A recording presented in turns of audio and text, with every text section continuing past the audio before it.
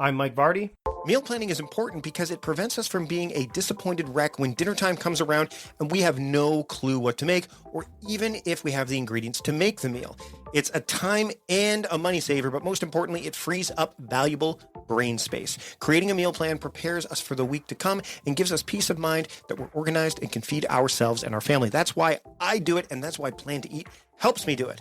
Your subscription includes access to the Plan to Eat website and fully featured mobile apps on iOS and Android. And Plan to Eat gives you the tools to clip and organize recipes from any website, the ones your family loves and that fit your dietary preferences and needs. And you can create a meal plan around your schedule. Then what happens is the Plan to Eat software automatically creates an organized shopping list based on your plan. So sign up for your free trial at plantoeat.com/timecrafting. That's plantoeat.com/timecrafting. The coupon will be automatically applied to your account and can be used when you're ready to subscribe. It's valid for new customers only. Give Plan to Eat a try today. And this is the Productivityist Podcast.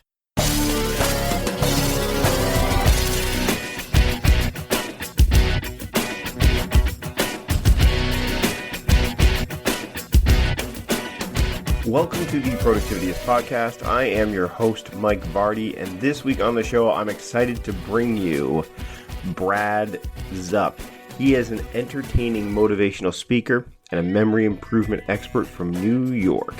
He shows people how to supercharge their memories to improve many aspects of their lives, including productivity, and to have a better memory at any age. And that's one of the big reasons I want to talk to him, is the fact I trust my memory, but only to a point. And that's because I'm a big believer in that your mind is meant to be a factory, not a warehouse. And so I wanted to hear his take on this and dive into how we can kind of reconcile what we should try to retain by memory and what we should capture, what we should memorize versus what we shouldn't, what you can do to keep your memory from fading, how a calendar and other tools can kind of help enhance your memory, and so much more. So this is a really cool conversation with Brad Zupp that I had not too long ago, recorded exclusively for you, the Productivityist Podcast listener. So let's just dive into it. Here is my conversation with Brad Zupp on the Productivityist Podcast. I'd like to welcome Brad Zupp to the Productivityist Podcast. Brad, thanks for joining me this week. Thanks for having me, Mike. So, memory. Now, this is a big thing for me when it comes to productivity. It almost is, in a lot of ways, in my estimation. I want you to set me straight on this, or at least maybe guide me a little bit more on this, because my process is that we tend to, especially when it comes to our tasks and when it comes to the things that we need to do, in my experience, we tend to trust it too much. And maybe that's because it's the default. It's the thing that's most accessible to us. Our brain is it's not an accessory that we need to pack up or charge before we leave, or we got to make sure that we've got a spare one in our jacket pocket before we leave. So people tend to, you know what I mean? Like, people tend to think that they'll remember the things that they need to do and then rely solely on memory instead of, doing the tried and true method in terms of productivity of getting it out of their head and into some place they trust. Now, isn't that a problem? And if so, like, how do you deal with that? And how do you help people deal with that problem? Well, it's an interesting take on it, because I certainly see that with some things, but I see more people not relying on their memory and having to jot everything down to get it out of their heads because they don't trust their minds. Though I do see some people going, okay, I'll have to remember that. And I look at them and I go, you're not going to remember that. You should write that down. No, I got it. And I think that happens a lot with our partners and spouses. Oh yeah, okay, I'll stop and get the milk. Yeah. Or okay, yeah, we gotta go to the mother-in-law's house. Okay, yeah, I got it. Should we put it on the calendar? No, we got it, right? We got it. Yeah, we got it. And then the mother-in-law calls and says, we're at the restaurant. Are you on your way? Oh yeah, we're just running a little late. Oh my gosh, we forgot.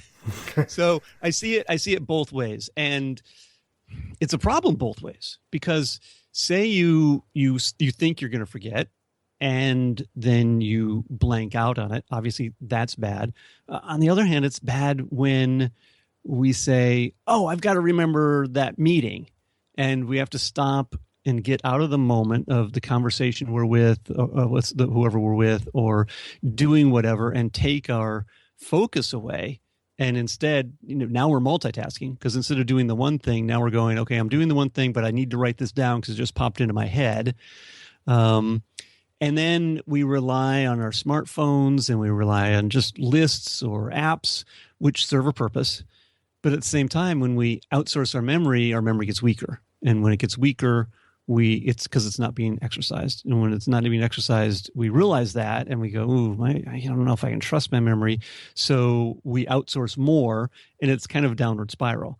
So I think it maybe depends on which type of person we are. Are we a person that says, I can't function without talking into my phone and saying, here's a reminder, set a reminder, or jotting down on my to-do list, or jotting down on a sticky note, or writing it on my hand?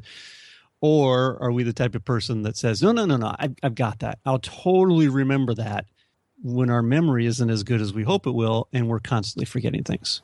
Now, when it comes to this, though, I think it's interesting is that when I was doing theater, and even before then, I was lauded for my memory. I was, like, wow, this guy can memorize stuff. But then what happened was I wasn't just being the actor up there.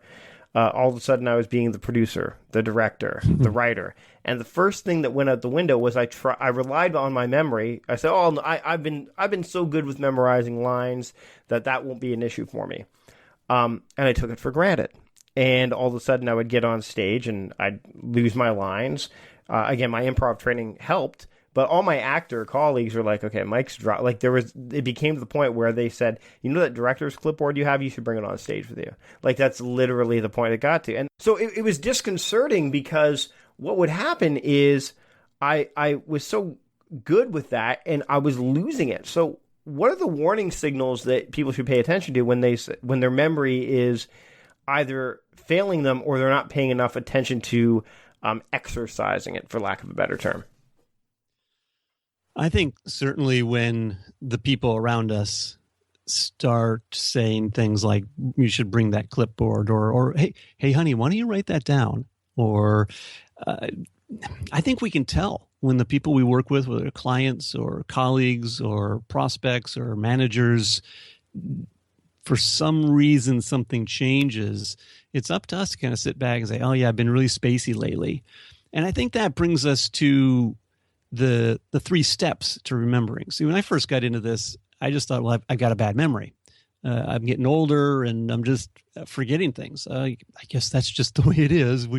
We forget things as we get older. Oh, woe is me. It's just, the nature of life. Can't do anything about it. But what I've found is that remembering is a 3-step process. We have to get the information, and we have to go up the next step. We have to save the information. Then we have to go up the next step, and we have to get the information back. And then we're at the top when we remember. And I think too many people try to do too many things at once, multitask. They never get the memory.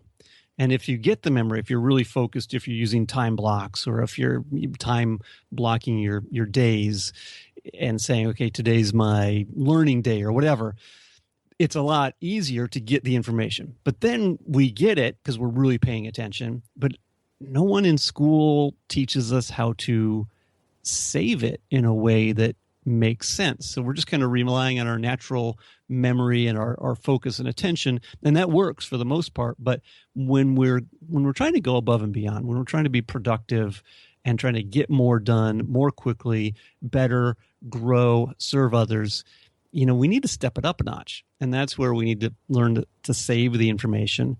And then some people have problems not with the first 2, but it's in there. They get the information, they save it, it's no problem. But in that spur of the moment, we get lost. And it's kind of like the expression, it's on the tip of my tongue. If you've ever heard that or said that, it's kind of an older fashioned expression. Oh, it's on the tip of my tongue. I just, what's the name of that author? It's on the tip of my tongue. It's in there somewhere and it's going away. So I think the first step is really figuring out which one of those steps we're having trouble with. It's kind of like with anything in life, physical fitness. And I know you've been working out and losing weight. When we go to the doctor and the doctor says, well, you need to get fit, that's a generality. when the doctor says you need to improve your cardiovascular fitness, then you know, okay, well, I need to jog or do aerobics or bike or something that gets my lung capacity going. If you're older and you go to the doctor and the doctor says, I'm worried about your fitness, you're over 60, you're female, I'm concerned about your bone strength, your doctor might suggest, a light weight workout to increase your bone density.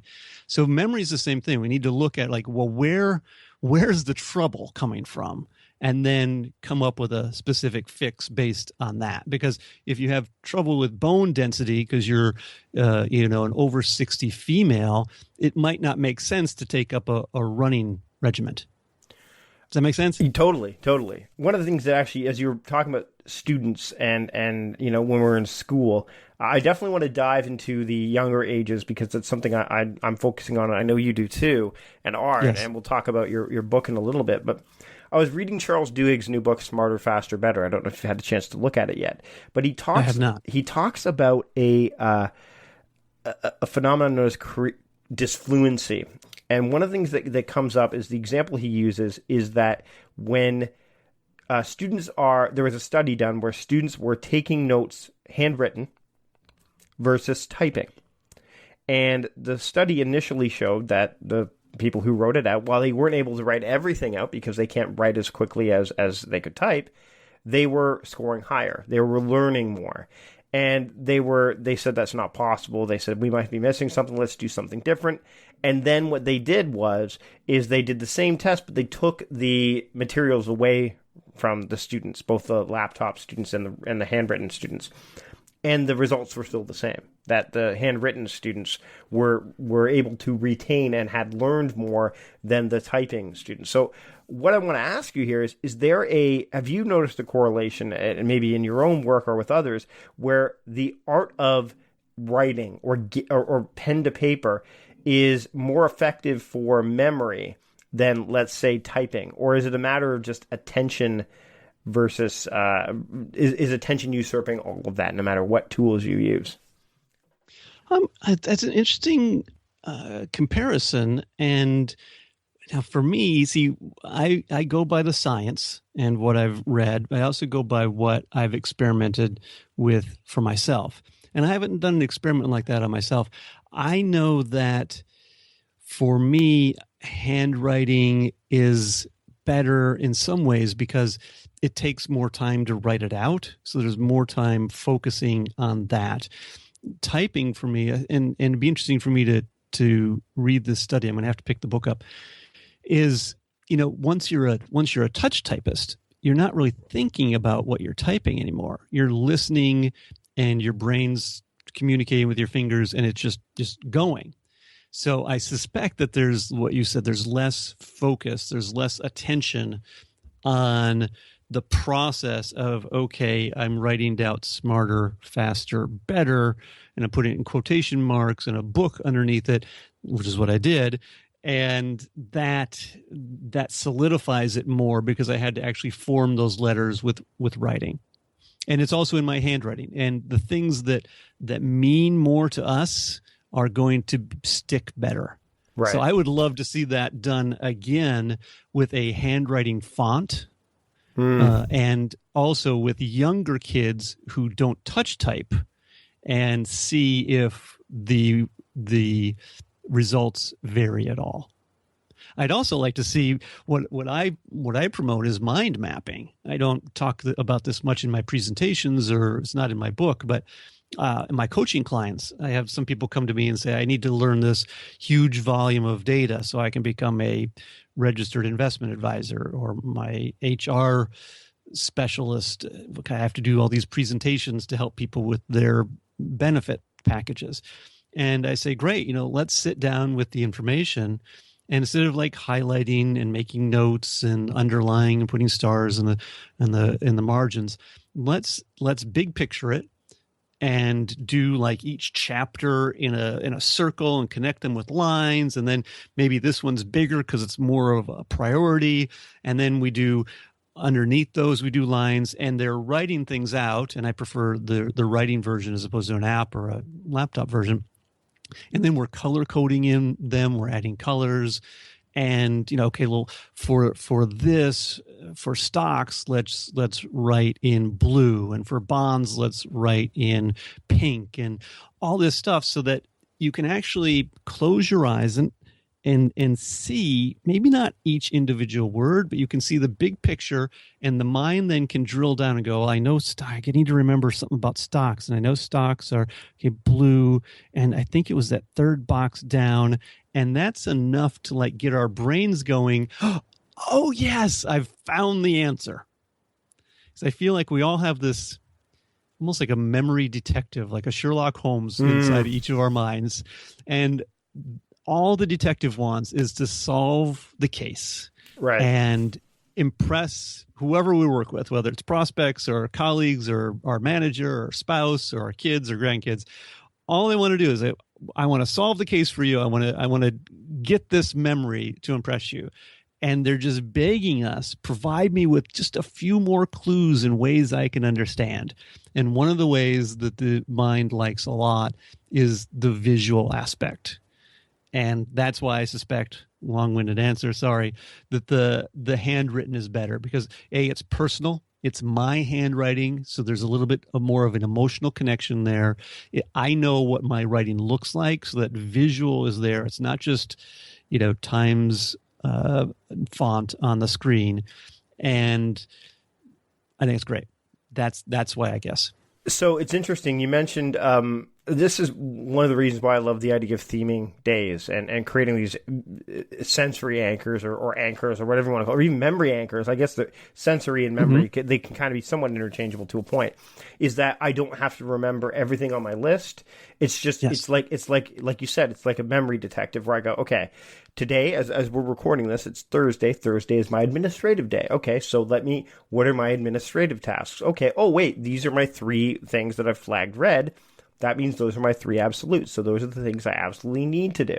And these orange ones mean they're important, and the yellow ones means they're repeating. And oh, look, okay, how do I feel right now? Okay, I feel like I have got high energy because I've just finished talking to Brad and my energy levels have peaked. So let me look at all my deep work tasks that I can do that are under the admin. And all of a sudden, I'm not thinking about the next thing on the list sequentially or chronologically or whatever. I'm thinking about it based on the clues that I have left myself from before, which it's interesting you mentioned mind mapping. David Robinson, my favorite basketball player of all time, just because of his integrity and how well he played as a center for the San Antonio Spurs, he does his presentations and his talks just through mind maps.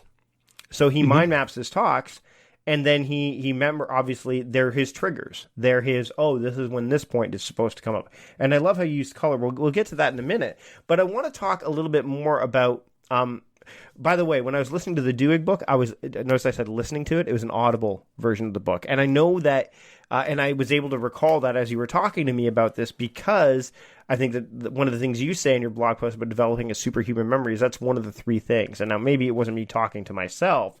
It was the narrator of the book talking to me, and then I retained it. But there are some elements that you talk about when it comes to having a superhuman memory, not just for 2016, but beyond, that I think would be helpful to people. So why don't you share those with our listeners? Because some of them you may not think of, much like regular productivity advice that people say, oh, well, I should multitask. And we talked about that before we recorded. All the conventional things that often are a bit of a misnomer. You've got some here that are rather unconventional, or you wouldn't think of first glance. Certainly. And let's start just at the beginning. We need to try to remember. Now, some people, that flies in the face of what some people say, because and let me kind of delve into that a little bit more. So many of us don't even try to remember. And that's a problem, because it's like not even trying to walk up the 3 flights of stairs, but using the ramp instead, or using the elevator to go up 1 flight and never even trying to walk, because our memory declines. And that's a tricky thing. It's kind of like going to the dentist. We need to We need to take care of our teeth. We need to take care of our physical, our bodies, our physicality, and we need to take care of our minds. And a lot of people just say, well, I got the email and I know I have an appointment next week. It's on my calendar. It's in my email. And I know it's with somebody about something, but I don't remember their name. And I don't need to because it's on the email and it's on my calendar.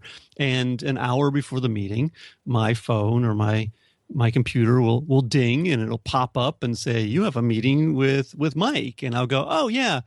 Now, what's that about? Okay. Oh, yeah. Podcast. That's right. And what do I have to do to get ready for that? Instead, why don't we just try to remember? Now, I'm not saying remember every detail, the website address and the phone number and things like that. But just trying to remember things just comes in so handy. And that's the biggest one. You've got to try. And another one is we've talked about this, stop multitasking. I know you've talked about that extensively. It's shown over and over and over again by scientists that multitasking doesn't work. We're just splitting our focus and kind of like hitting the tab button to go through our windows or something. We hit it, we go to the next one. We hit it, we go to the next one. We hit it, go to the next one. And the problem as it relates to memory here is we all have good natural memories. Think of all the things we can actually remember. It's amazing the way our minds work. Even if you say, "Oh, I've got a horrible memory," really? How many people do you know the names and faces of? Hundreds, thousands, probably. How many statistics from your favorite sport do you know? How many directions to how many different places? How many things do you know how to do, from tying your shoes to, oh, you know what? That's right. My dad showed me how to fix that 40 years ago. And, oh, now it's broke.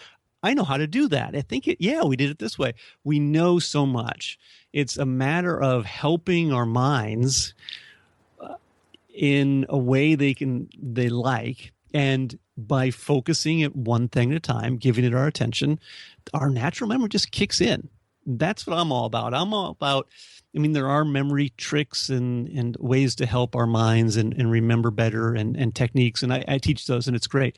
But kind of the low hanging fruit is just stop multitasking, sleep more, stress less, ask yourself, how am I going to remember that? And those simple things really can improve your memory dramatically, 50, 60% just with those things. And I think that sleeping more, you bring that up. I'm a night owl, as I've talked about before. I've written the Night Owl Action Plan, and I don't think it matters. I want to stress this, and maybe you can attest to it, or it doesn't. I think it's the matter of getting more sleep, not necessarily when you get the sleep. It's just getting more sleep that matters. I agree. The aging process. Now, I want to dive into the kids thing in a little bit here before we get closer to the wrap up. But I want to talk about you've written a post called "Memory Can Improve at Any Age," and you've got an exercise here, which I'm definitely going to share in the show notes because I think it's so. How is that? Like, what is the science and how does that happen? Because most people have this idea that as they get older, they're not going to be able to remember as many things, and part of me, the reason that I capture as much as I do, and maybe that's the balance that we want to strike, and I'll ask you a little bit more about that in a minute, but is because I want to remember the really important things. So I capture as much as I do so that the things that are really important stand out. How is it possible that even as we age, where most people figure that my memory is the first thing that's going to go, how do you improve your memory as you get older? I look at it, as we mentioned earlier, very much the same as our physical body. It's true. It's just a fact of nature that as we get older, we decline mentally, physically. But we can fight that. Just like the 60, 70, 80, 90-year-olds who are participating in CrossFit or entering marathons or half marathons or 5Ks or just getting up off the couch after dinner and turning the TV off and going for a walk. Just doing those simple things that we know we should do that helps us in our physical body. We stay active and our bodies last longer. And I think the last 30, 40, 50 years that science has been coming more and more to the forefront of, hey, we've got to take care of our bodies. We've got to exercise. We've got to stay fit. It's not enough. You hit retirement age and now it's time to sit on the rocker on the porch. No, we've got to be out doing things with our body, whatever at our limit it is.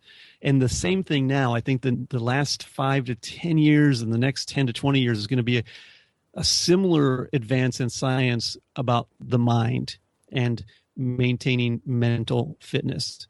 So the same way we exercise our bodies, we have to exercise our mind. And as we get older, a lot of people say crosswords or this or that. And all those work to some extent to keep the mind fit. And so the mind is kind of a big genre as saying physically fit is. But say you want to have a better lung capacity, that's a very specific area of physical fitness. And when I say you want to have a better memory, then you need to go beyond kind of the general and more specific. And that is exercising your memory. And just like if you're not used to it walking upstairs or going for a walk around the block, if you're not used to it, that's hard for us. We need to do things that are hard for our memories. So it's not enough to just kind of, do the crossword puzzle and I get half of it done or 2/3 of it done or whatever. That's good. It is. You're exercising your mind.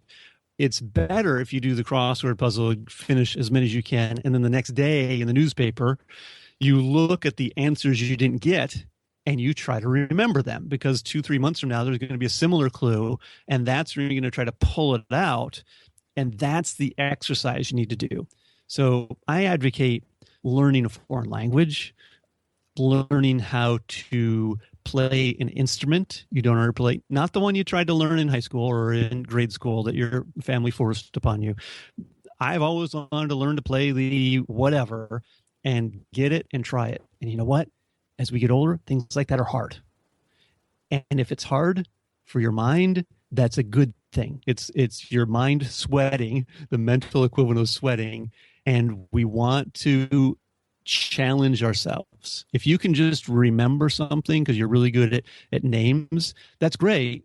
Names is probably not the best way to exercise your mind, exercise your memory. So if you're bad at numbers, maybe you start learning each of your kids' phone numbers every day instead of just having them programmed in your phone.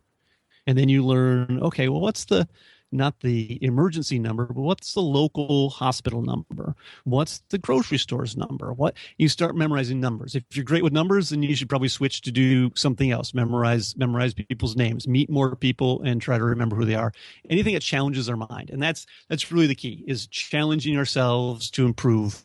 That's kind of what you're doing with the podcast and the books, is helping people improve with their productivity and getting more done. It's what I'm trying to do with getting people to challenge their minds and remember better. Before we go, I want to talk about the idea of kids and memory. And we're getting close to wrap up time, but I wanted to make sure that we got to this because you got a book called Unlock Your Amazing Memory, the fun guide that shows grades 5 to 8 how to remember better and make school easier. Now, my daughter is in grade 5 right now. Great.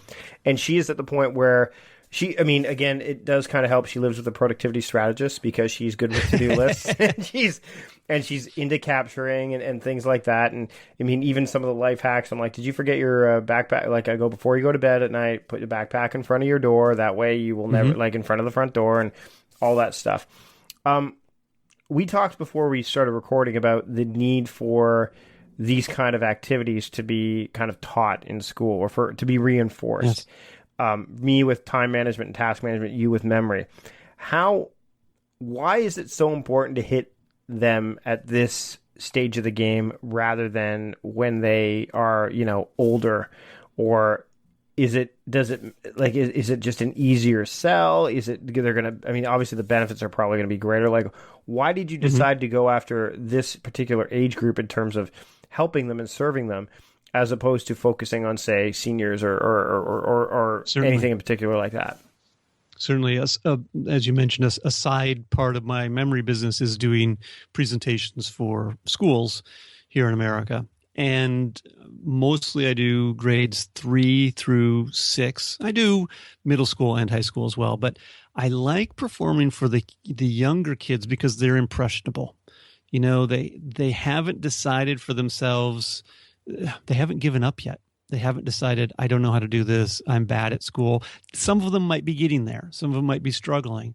But once you get a kid who's in high school, first of all, as we all know, because we've been there, once we reach a certain age, we know everything. Mm-hmm. And it's only once we get a little bit older that we start going, I don't know nearly as much as I think I do. I'm willing to learn. So the younger kids are more impressionable. They're more willing to say, oh, I can remember better? Great. I had no idea. Show me how. Oh, I can be more productive. I don't have to lose my backpack. Great. Show me how. They're more willing. They're more willing. They're more interested. And that's true about here in the New York East Coast area. I've found through about 6th or 7th grade. 8th graders, not as much. But interestingly enough, with the memory concepts, it fades a little bit about 9th or 10th grade, but 11th or 12th grade in high school here, they really start going, wow, this is getting harder. I need to remember better. And it's possible. It's just that none of us have really been shown how to remember better. Now, I know anecdotally from a couple of friends of mine in law school, they do, I don't know if they teach how to remember so much, but to succeed in law school, you really have to be able to focus and remember a lot of information and retrieve it well. So I don't know if it's a matter of being taught in law school or just if you succeed, you've figured it out on your own. But it's something that everybody can get better at, just with productivity. We can improve our memory. It's not hard. It's not boring. It's fun because we use either visual or audio and use our creativity to exaggerate things and color code them and add symbols and shapes. And it's a blast, and it has long-term benefits. Well, I definitely had a great time talking with you today, Brad. I mean, I think I think that this has been awesome, and I can't wait to share this with everyone. I hope everybody. I mean, I think that the big takeaway here is that, you know, I mean, memory is something that it's one of those things that we don't have to lose. We can really get a grip on if we're willing to work at it. Just like, you know, like you said earlier in the discussion, you know, like me trying to work out and get in better shape. You can do that with your mind as well. And I think that there's a lot to be learned there. I strongly suggest people check out all the show notes that we offer today. Brad, where can people find you online when they want to? And by the way, everybody, try to remember this. Don't write it down. Try to remember it. Well, you can write it down if you need to, but do try to remember it. It's bradzupp.com. So think of me, since you can't see me, think that I'm just as handsome as Brad Pitt. I'm not, but think of Brad Pitt having given you all these great tips. And so that's the first name, Zupp. You can think of a zebra with a whole bunch of balloons, like in that Pixar movie Up. And the zebra is just going up, up, up in the air. And there's a big pumpkin in the air because there's an extra P. So it's BRADZUPP.com. And if people want a free report, obviously this is 45, 50 minutes. There's not enough time to cover all the tips, but there's a free report, bradzupp.com/free report. I'm trying to make it easy here, folks.